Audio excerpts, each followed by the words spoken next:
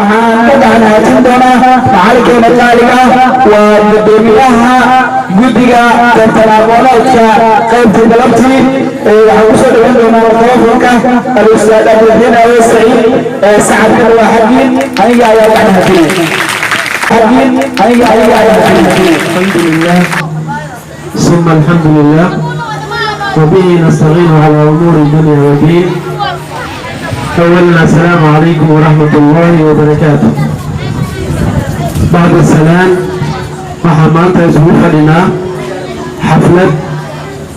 حفلة صوصية الجرى يسوى جاسمين بدية ترتنكا قيمت الجلي كمراء سكولكا وقدومي كي هاي أستاذ يوسف أحمد وكما عبد الشريفكا يسوع كله كتير جلبليدا ويسوع جلسوا دياري حفلة بس ولقوا على المرين دونا أرضي كلمة كويات هي كلمة هلبات كالجلاد ترتمرة قيمت هراء قيمت سويت واي ترتكاس ونوصل بالوضي تاريخ مركا هيستحل وطنكي بش جناية لوضو كن سيالي يطورن tartanka sida wada ognahay magaciisa qiimaha lahaa wuxuu ahaa kenis oo ay ka soo faa'iideen waxyaabo badan oo aad xusuusan doontaan hadduu ilaahay raali ka noqdo.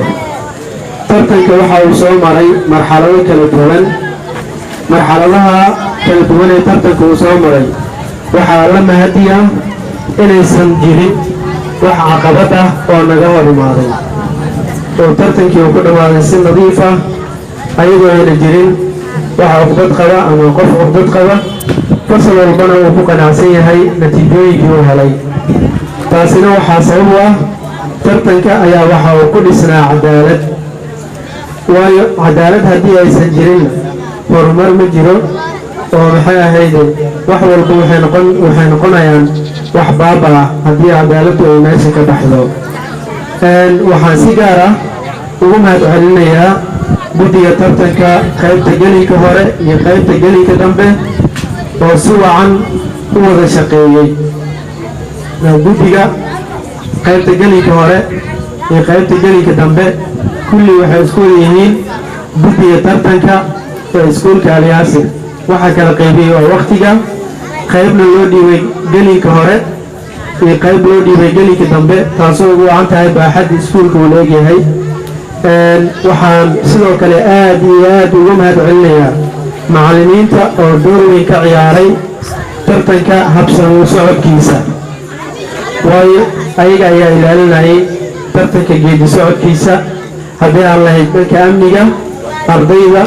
sidoo kale waxaa aad iyo aad ugu mahadcelinayaa ardaydii tartanka ka qayb qaadatay kuwa taageerayaasha ahaa iyo kuwa maxay ahayd hiwaayooyinkooda meesha kusoo bandhigay.